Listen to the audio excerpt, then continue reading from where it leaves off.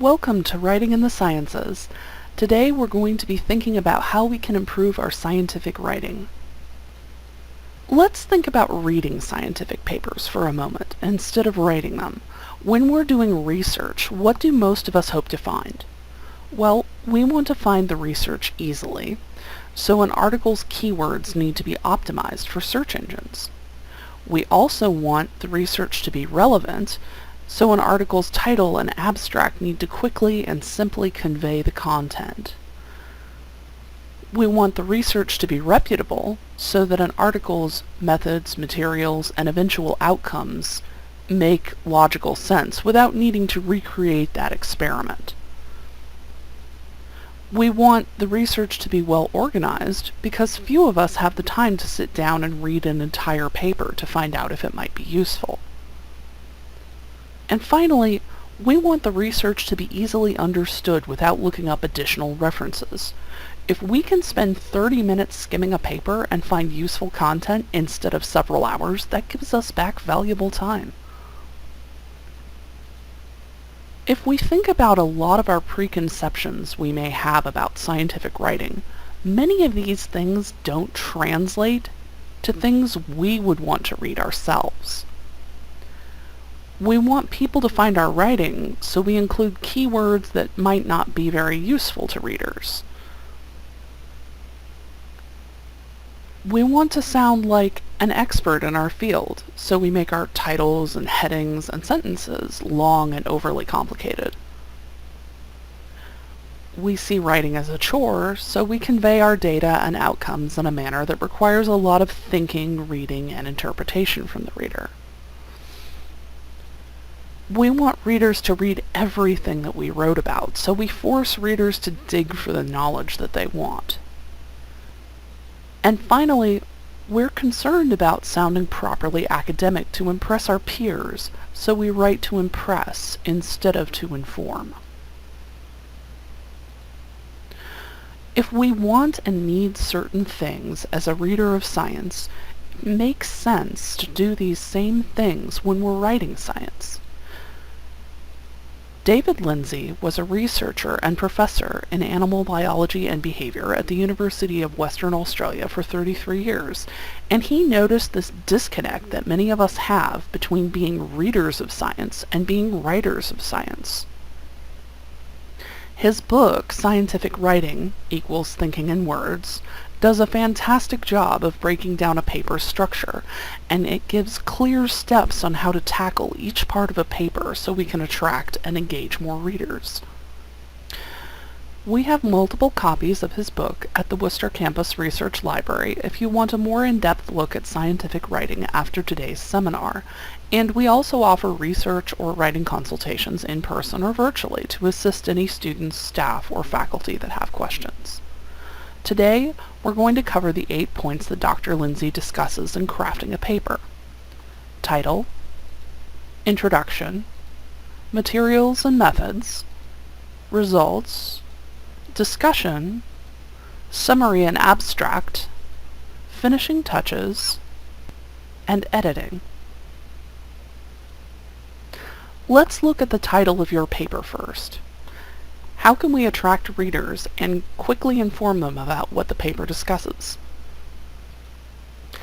Think about a big city, like New York or Tokyo. No matter where you look, you'll see dozens and dozens of different signs. If a sign stands out from everything around it, and it's simple to understand quickly, people are more likely to respond to it. The same is true with the title of your paper. A title needs to be factually correct and accomplish 2 main objectives. First, it must attract other researchers. Second, it must contain enough keywords and information for search engines to find it. Try choosing keywords that describe your paper, rank them by importance, and then use those keywords to make an easy-to-read title from them. Save extra keywords to use for your article's keyword list, which an editor may ask for. To practice, try reading and retitling existing articles with long or confusing titles. This helps you see what could be better. Remember, a title should never obscure or hide the results of your research from a reader. The The more easily and quickly someone can understand your research, the more likely researchers are to cite you. Next, let's look at what makes an introduction so valuable to readers. A good introduction is one that makes a reader enthusiastic about your research instead of merely intrigued. This is the part of the paper where you prove that you have a story worth their time and interest. Good introductions should accomplish two main things. First, they need to include a clear hypothesis. And second, they must justify that hypothesis logically and scientifically so a reader can immediately grasp what your research results are.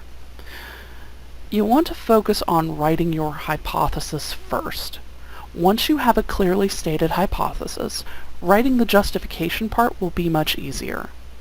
A good introduction will be 1 to 2 paragraphs and will justify the hypothesis first, then state the hypothesis itself. Even if your result was negative, this can still be just as useful to know as achieving a positive result. Sometimes it doesn't feel like our paper naturally has a hypothesis. However, every paper, even ones that are not experiments, are based on a basic assumption that you made. If you feel that you were just acquiring data, why did you choose to focus on that particular data set over a different one? If you are conducting a questionnaire, what underlying assumptions did you make about the answers that you thought you'd get? If you're focusing on methodology, what makes this method superior to another one, and what assumptions are involved in thinking this way? And if you are focusing on objectives or aims, remember that these only specify what you'll do, not how or why you intend to do it. Let's take a look at the materials and methods section next. We need to convey to our reader how we got here. The materials and methods section of your paper is a good place to start writing, especially if you feel stuck. There's very little interpretation involved, so you can just focus on describing how to do the experiment to your readers. Ideally, we want to summarize our research in such a way that another researcher who had never seen the project before could still duplicate our results. Breaking this section into useful subheadings makes your paper easier for readers to skim and quickly locate relevant information.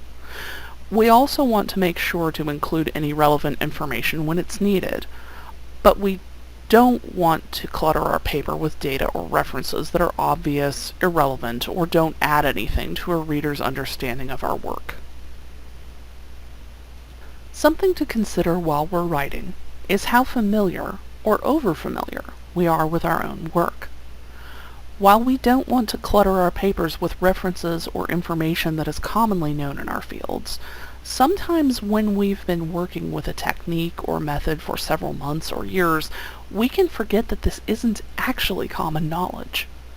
Clarify and explain any techniques or methods that a reader might not understand, and avoid including unneeded details. How should we best tackle the results section? Why can't we just sprinkle results throughout our paper as they relate to things that we're writing about? Keeping our results separate ultimately makes it easy for a reader to find and helps us avoid accidentally muddying outcomes or influencing the data we're discussing. We want the reader to form their own conclusions based on our results. Separating results into their own section helps us write clearly and avoid author bias, and it makes it easy for our readers to understand the outcomes and quickly find everything in one place.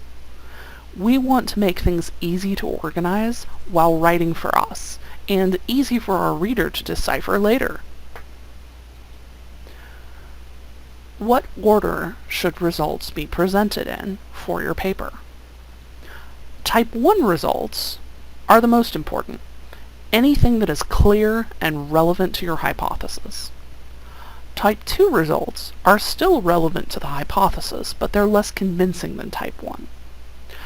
Type 3 results are interesting, substantial, and worth presenting to your reader, but they have nothing to do with your hypothesis.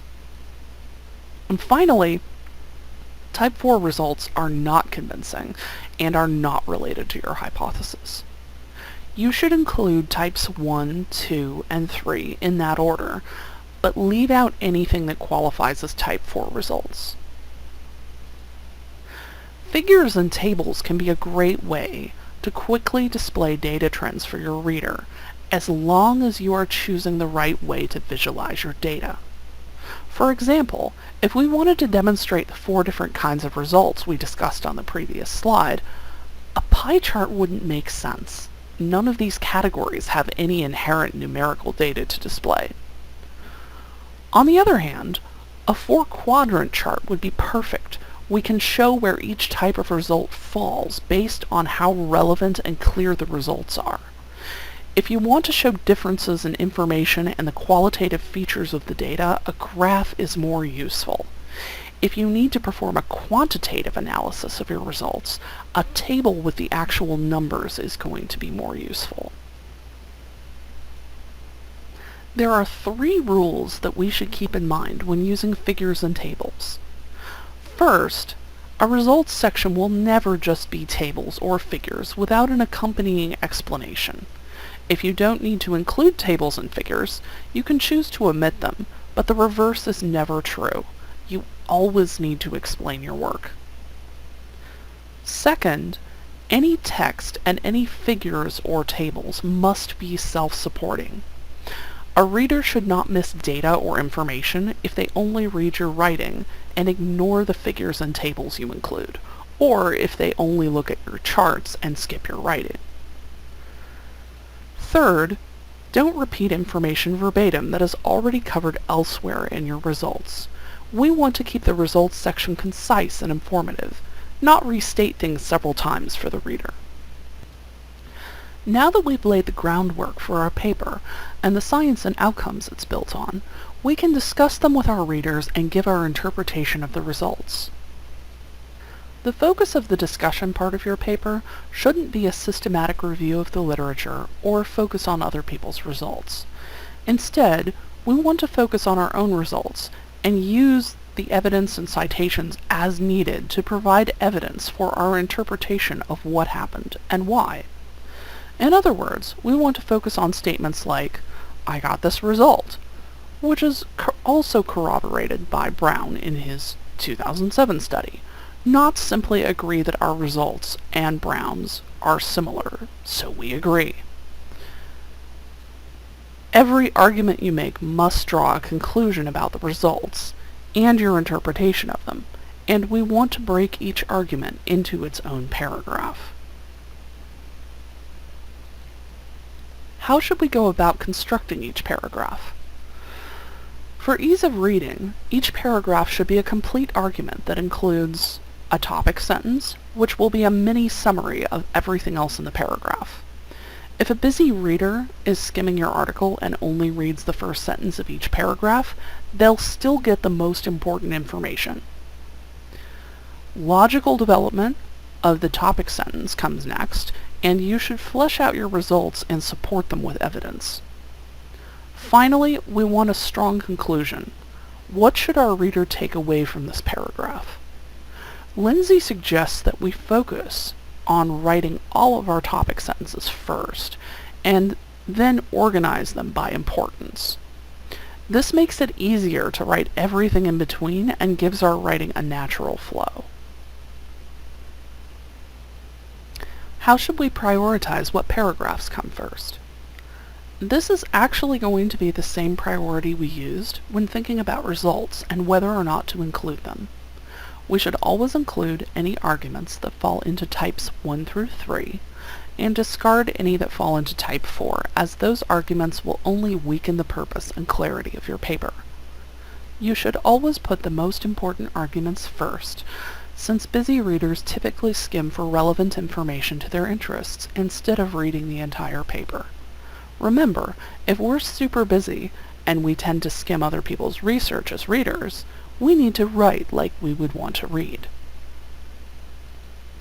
What things should we avoid when making our arguments? First, avoid generalizations. You can't make sweeping assumptions about your research that aren't supported by logic.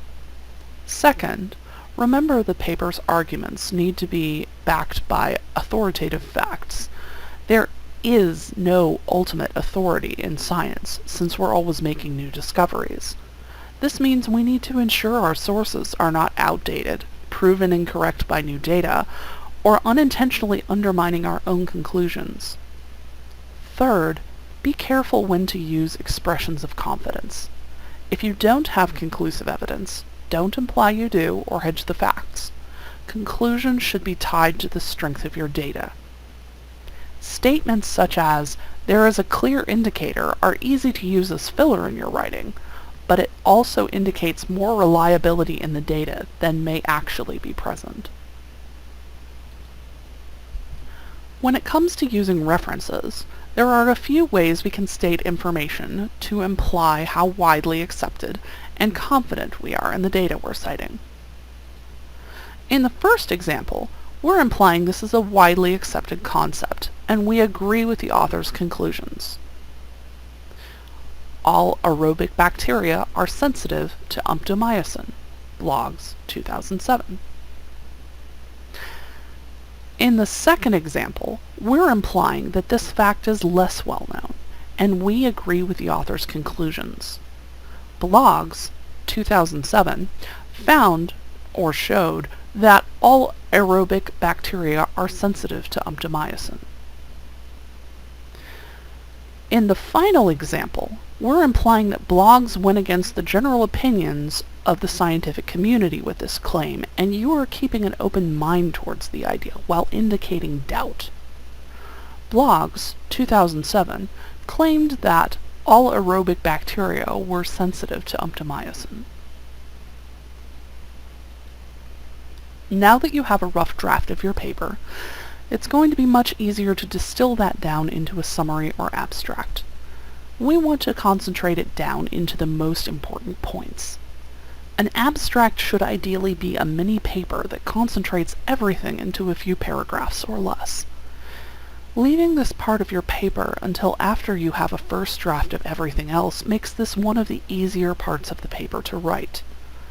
By the time you reach the abstract, you already have a strong sense of the arguments and organization of your paper, and what to include or not include. You've essentially already done the hard work. To construct a summary or abstract, we want to answer these questions in the following order. Why? Your hypothesis should explain this, and be the first sentence. How? You want to present the methods used in your research. Materials should be omitted here unless they directly connect to your hypothesis. Results. Include any major results that are type 1. For this part of the paper, you don't need to include any results that aren't type 1. And conclusions. Any major conclusions that you drew from your research. Next, let's look at how to tackle the issues of authorship, the acknowledgements, and your bibliography. When considering authorship, Lindsay states that nothing is more important than goodwill among the research team, particularly when deciding how to credit everyone for their work. It is always a good idea to consider each person's role before starting work on a research project, so things are clearly defined ahead of time. Major contributions, such as ideas that led to the research or experiment in the first place, providing the reasoning that converted these ideas into a testable hypothesis, or interpretation of the results in relation to other research or real life, as well as drafting the paper, editing the draft for reasoning and logic, and fielding comments from reviewers and preparing the final version are all really valuable contributions to a paper. Once everyone agrees on how these contributions should be weighed for authorship, it's easier to avoid potentially hurt feelings later when divvying up authorship percentages. Next, think about your acknowledgements section. Any substantial intellectual contribution to your research should be recognized by authorship.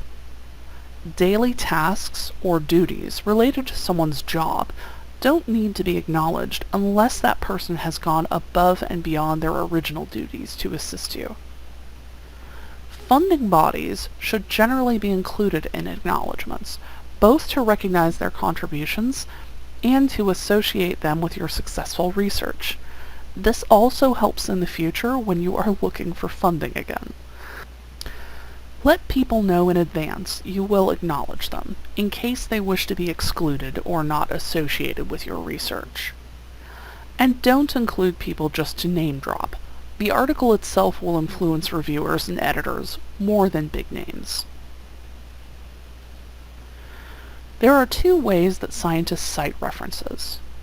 The Harvard style uses author date, and the Vancouver style, which uses author number. The Harvard style is more widely used and is generally what you would be using to cite a paper. Using a citation manager such as Zotero will help by automatically formatting all your references in any style that you need. Having used Zotero myself, I highly recommend it. It is a great tool and it saves you so much time. Make sure that all the information on a saved source is correct when you add it to your citation manager. Incorrect information won't be caught by the citation manager when it formats everything into your final bibliography. We offer a fantastic in-person workshop to assist with installing Zotero on your computer and getting it running. We also show you how to use it and connect it to Microsoft Word so that Zotero can automatically update any references that need it. Like I said, I have personally used Zotero for several graduate classes and professional projects, and it saves me so much time. It is also free, which is great. Definitely check out Zotero if you hate spending time trying to format citations and footnotes. And finally, let's take a quick look at how to edit your paper for readability. There are two major ways we can ensure our reading is easy to follow. First, eliminate expressions or structures that might be a stumbling block for readers. If they're reading your article and they suddenly have to stop reading to decipher something you said, you might be cluttering your writing with unnecessary things. Second, try to understand how readers absorb information and ensure you are writing in a way that allows them to easily do this. There are 7 basic stumbling blocks that we tend to use in scientific writing, even if we're not writing in English. A lot of these transcend language and can happen to writers in Japanese, French, or many other languages. Sometimes when we string nouns together to try to say things in as few words as possible, we actually make it harder to understand. For example, if I mention a fine wool sheep, what is fine modifying? Are we discussing the quality of the wool on a sheep, or the quality of a sheep that produces wool? Adding prepositions, adjectives, and hyphens to indicate composite nouns can help our readers realize what we mean. Free-range eggs, not free-range eggs. Speaking from experience, this is particularly easy to do when you've already put in several dozen hours on a paper or research topic. When you work with the materials and the subject so much in a short time, it's easy to forget we might know or assume things that an average reader won't immediately understand. Consider whether making a sentence shorter is really helping your reader. While it's important to be concise in our writing, being clear must always take priority. If we clearly state our results and outcomes in a paper, it makes it easier for other researchers to quickly decide if we're relevant to their own work or not, which can lead to more citations. We also want to avoid making sentences unclear. As scientists, we tend towards being reserved and cautious with our statements, but readers need to understand what we're offering reservations about first. The results are not conclusive, but laryngitis appears to be a consequence of too much talking. This starts by telling us about inconclusive results, but it doesn't specify what those results are. In longer or much more complex sentences, this can make it hard for readers to follow your train of thought. Laryngitis appears to be a consequence of too much talking, although the results so far are not conclusive. In this example, however, we're still being cautious and reserved in our judgment, but we've specified exactly what we're discussing first, which makes it easier to read. When we use nouns instead of their verbal equivalent, we can actually make sentences longer and harder to understand. For example, saying, "weights of the children were taken," instead of "the children were weighed," makes less sense and it takes up more space. By fixing this issue, we not only remove the original verb, taken, which wasn't really adding useful information, and could have been replaced by several other equally generic things.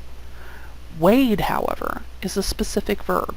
We are being clear and precise with our sentence in the second example. We also shorten the sentence and make it faster and easier to read.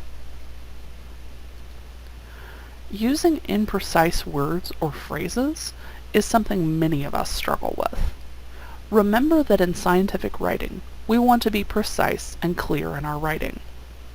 Many of these words and phrases make us feel as though we sound more educated or academic, but they make vast generalizations which are unscientific.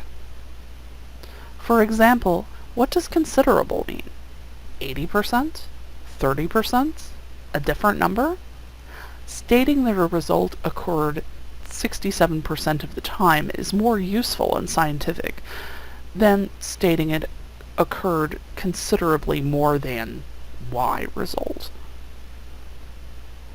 If we're discussing variables measured, stating something like researchers measured sunlight, humidity, etc. is useless as a scientific statement. Be precise.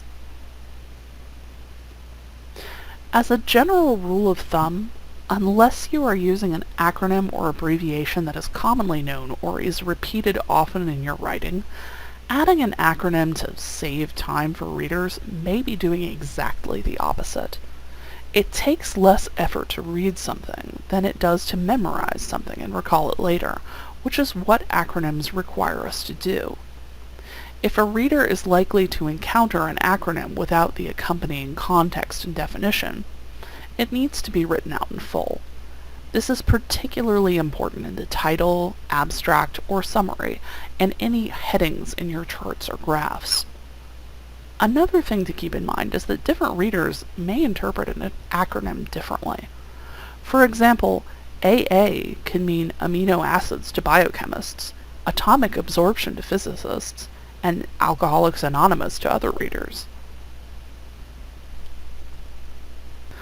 The more we fragment a reader's attention and distract them from what they are reading, the more likely we are to drive them away from what they're trying to read. Avoid breaking up sentences by grouping citations at the end of a sentence when there are several. Forcing a reader's attention from the main article to an aside in parentheses or footnotes is likely to cause confusion and slow reading down. Instead, consider working them into the main body of text if they are important, or excluding them if they're not. And lastly, there are a couple of things we can easily catch by reading our paper out loud to ourselves. Things we might skip over when reading will sound off if we're speaking them out loud. This is a great way to catch grammar mistakes, even if you're a native English speaker. We also want to think about the following when editing our paper. Is it a paragraph? Do the sentences flow? Are there stumbling blocks? Can it be shortened without losing meaning? And does it say what you want it to say? We also have multiple copies of this book available to check out, and Dr. Lindsay goes into much more detail than I have here today, so if this was helpful, I highly recommend reading his book. You can also find more helpful writing tips at osu.libguides.com/WCRL. That's osu.libguides.com/WCRL. I hope this helps you out with your scientific writing, and as always, best of luck with your research.